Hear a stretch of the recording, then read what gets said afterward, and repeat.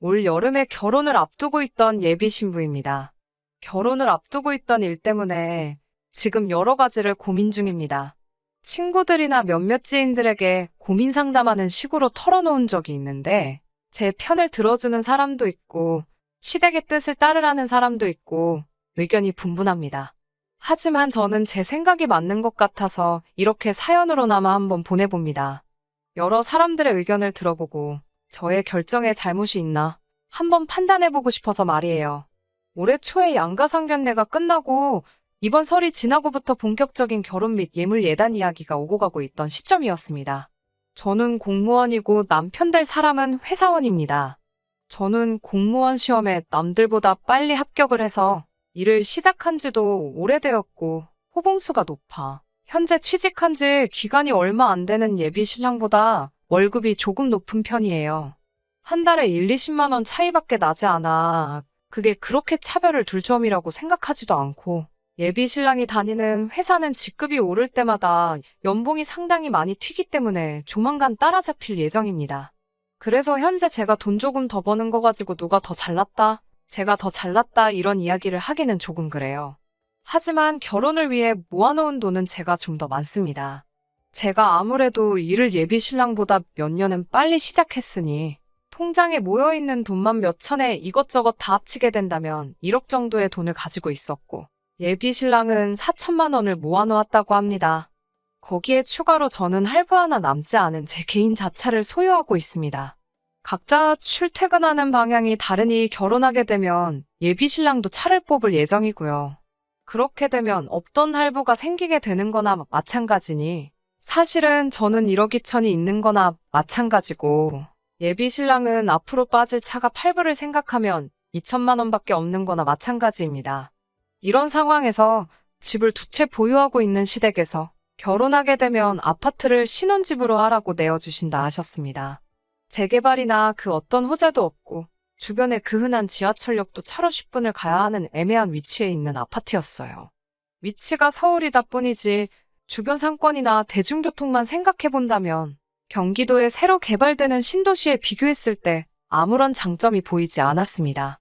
호재도 없고 그렇다 보니 시세도 2억 정도밖에 안 되는 데다가 단지도 아주 작은 단지여서 제 생각엔 재개발이 된다고 하더라도 그 시기는 아주 먼 미래 이야기인 것만 같고 여차하면 재개발이 영영 안 될 수도 있지 않을까 하는 생각도 들었습니다. 물론 시댁에서 신혼집을 마련해준다는 사실에 감지덕지 해야 하는 게 맞지만 위치도 주변 인프라도 워낙 보잘것없어서 저는 그 집에서 꼭 시작해야 할 이유를 찾지 못했어요. 거기에 오래된 구축 아파트인데다가 리모델링도 되어 있지 않아 저희가 그 집에 신혼살림을 차리게 된다면 저희가 직접 리모델링까지도 해야 하는 판이었어요. 그래도 서울이라고 시세가 괜찮으니 제 생각에는 그 집을 팔고 나서 저희가 모은 돈을 합치면 경기권 신축 아파트나 못해도 서울에 있는 더 투자 가치가 있는 곳에서 시작할 수 있을 것 같은 생각이 들었습니다. 그런데 예비 시부모님께서는 꼭 저희가 그 아파트에 신혼살림을 차리는 조건이 아니라면 저희에게 지원을 해줄 생각이 없다고 하시네요. 오히려 아직 아무 호재도 없는 것이 호재라고 하시면서 향후에도 재개발 등 집값이 오를 이유는 충분하다고 하시면서요. 단지 오래된 아파트라서 그 집에서 살기 싫어서 팔려는 거면 운 좋게 그 집을 주워가는 사람만 좋은 거 아니냐고. 그 생각을 하면 너무나도 배가 아파서 그 꼴은 죽어도 못 보시겠다고 막무가내이십니다. 아직도 그 집에 투자 가치가 있다고 생각하시는 것 같았어요. 거기에 추가로 시댁에서 집을 해주는 부분이니 집값의 20%에 해당하는 4천만 원을 예단으로 준비하라고 하시더군요. 거기에 추가로 리모델링비 3천만 원, 신혼집에 들어갈 혼수까지 2천만 원에 저희 쪽에서 결혼식 비용까지 전부 하라고 요구를 하셨어요. 저는 이분들이 뭐를 잘못 드셨나 하고 생각을 하고 있었는데 좀 더 이야기를 나누다 보니 그 집에 아직 대출이 8천 정도가 남아있다는 사실까지 알게 되었어요. 심지어 그 대출금은 결혼 후에 저희가 갚게 되는 거라고 하셨고요.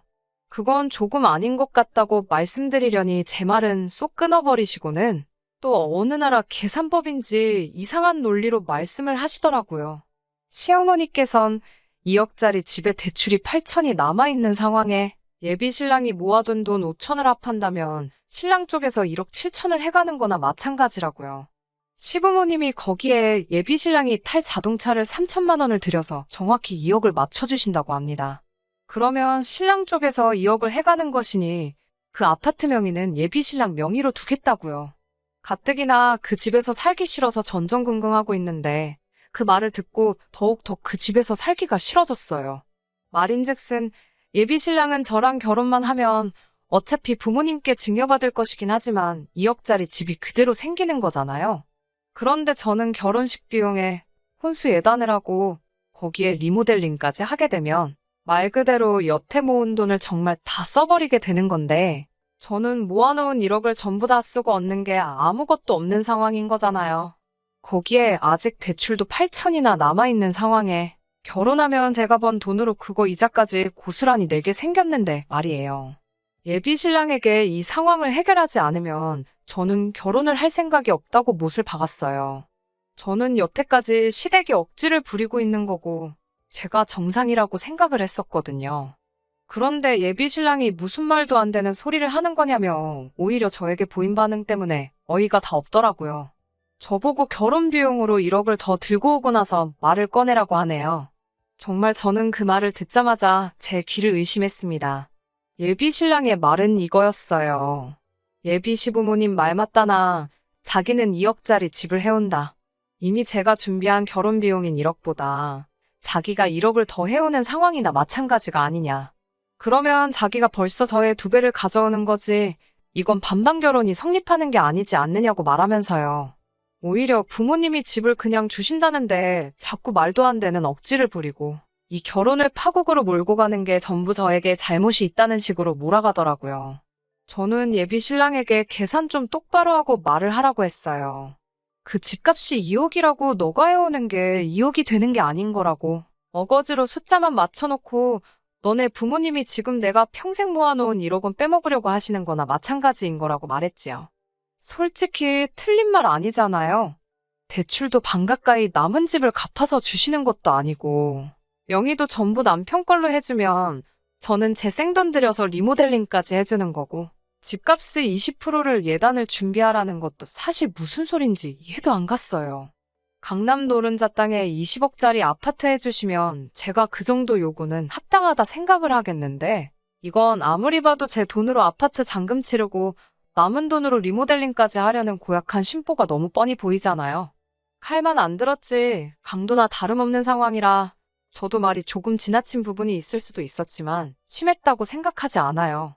그런데 예비 신랑은 어떻게 자기를 낳아주신 부모님이고 앞으로 제가 섬겨야 할 시부모님이 되실 분들인데 말을 그따구로 할 수 있느냐고 화를 내더라고요. 아니 이 사람아 지금 그 이야기를 하는 게 아니잖아. 예비 신랑은 앞으로 저희 남편이 될 듬직한 모습은 보여주지 않고 자기 부모님의 이상한 계산법을 마치 정답이라고 생각하는 듯이 제 말은 들을 생각도 없었고 제가 이러는 본질은 보지 않고 자꾸 이상한데 꽂혀서 자기 부모님한테 말을 그렇게 하냐고 징징대고만 있었어요. 이러니 제가 파혼을 해야겠다는 결심을 할 수밖에 없었지요. 예비 시댁이나 신랑은 크게 오해하고 있는 부분이 있던 거예요. 요즘 집 해주는 시댁이 어디 있냐는 논리로 나오는데 반대로 따지고 보면 제 나이에 결혼할 때 되어서 1억이나 모아놓은 사람 과연 몇 명이나 있을까요? 이 결혼이 어그러지게 되면 땅을 치고 후회할 사람이 과연 누구라고 생각하고 저랬던 걸까요? 저는 결국 예비 신랑에게 의견이 시작할 때부터 좁혀지지 않으니 결혼을 다시 생각해봐야겠다고 말하고 서로 정리할 시간을 갖자고 했습니다. 사실 저도 마음이 여렸던 게 그때 가서 예비 신랑이 지네 부모님들 계산법에 오류가 있다는 걸 발견하고 제 편으로 돌아와 준다면 결혼을 다시 긍정적으로 생각해 보아야겠다고 잠깐 생각을 했었어요. 그 집구석도 저라는 사람을 놓치면 큰 손해라는 걸 알고는 있던 건지 아니면 제가 말도 안 되는 가머니설에 속아 넘어가는 머리에 꽃밭밖에 없는 정신 빠진 여자는 아니란 걸 깨달은 건지 며칠 뒤에 나름 중재안이랍시고 조건을 조절해서 가져왔어요. 그걸 듣고 나니 더욱 더 기가 차더라고요. 현금 해단을 줄여줄 테니 저보고 남편의 차를 해오라고 하더라고요. 그리고 시댁 쪽에서 남편의 차를 해주려던 돈은 대출금에서 해당하는 금액만큼 상환을 하겠다고요. 그럼 이자도 줄고 저도 결혼 비용을 더 의미 있는데 세니 좋은 거 산이냐고요. 대체 뭐가 다른 건지. 예비 신랑하고 이야기해봐야 더 답도 안 나올 것 같고 시어머니한테 단도직입적으로 만나자고 했습니다. 제가 조산모사에 넘어갈 만큼 어리숙해 보이시냐고 그냥 공동명의로 해주기 싫은 이유라도 말씀해달라고 했어요. 정 안 되면 어차피 살기도 싫은 그 집 그냥 시부모님이 노후 대책으로 가지고 계시라고 하고 그냥 예랑이가 모은 돈 제가 모은 돈 합쳐서 경기도권 전세로 들어가던지 아니면 돈에 맞는 빌라 전세를 들어가던지 월세부터 시작하려고요. 제가 시어머니로 모실 뻔했던 그 아줌마는 당당하게 이야기를 하더라고요. 전월세로 가자는 건 제가 모은 돈으로 집을 하겠다는 말인데 그러면 우리 아들 기죽어서 어떡하냐고요. 예로부터 남자가 더 해오면 더 해왔지.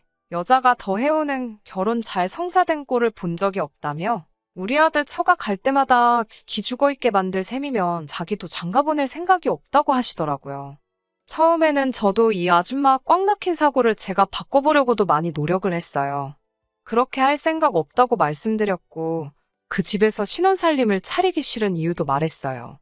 투자 가치도 제가 볼 땐 많이 없어 보이는 데다가 어머님이 요구하는 조건만 두고 보면 제가 여태껏 모아놓은 돈을 전부 다 쓰게 되는 거나 마찬가지인데 공동명의로 해주시는 게 뭐가 그렇게 힘드냐고요. 이 아줌마는 제 말에 또 성질부터 버럭 내시더라고요. 다른 사람 명의로 하는 것도 아니고 네 남편 될 사람 명의로 돌리는 건데 그걸 꼭 공동명의를 해야 하냐면서요. 아직 결혼도 안 했는데 벌써부터 이혼했을 때 손해볼 생각하는 꼬라지가 마음에 안 든다는 말을 하시더군요. 더 말해봐야 제 입만 아플 것 같아서 사람일 모르는 거라고 저라고 이 결혼이 하기도 전에 이렇게 어그러질 줄 몰랐다고 말씀드리고 다음에는 더 어머님 말에 순종적인 며느리 찾으셨으면 좋겠다 한마디 하고 자리에서 일어났어요. 자리에서 멀어지는 저를 불러 세우면서 진짜 저 아줌마가 마음속에 꽁꽁 숨겨놓았던 본심을 털어놓더라고요. 집이라도 아들 명의로 되어 있어야 제가 시댁의 며느리 도리를 할 거라고 하네요. 아들 명의로 해놓는 대신에 앞으로 5년 동안 제가 시댁에 어떻게 하는지 보고 그러고 나서 제가 며느리 도리를 잘한다면 그때 가서 그 아파트를 공동명의로 돌려주겠다고 그러면 저도 불만이 없지 않겠느냐고 하시며 그렇게 하자고 제안을 하시더라고요. 네가 원하는 공동명의에 내가 해주겠다는 식으로 말하면서요. 참나.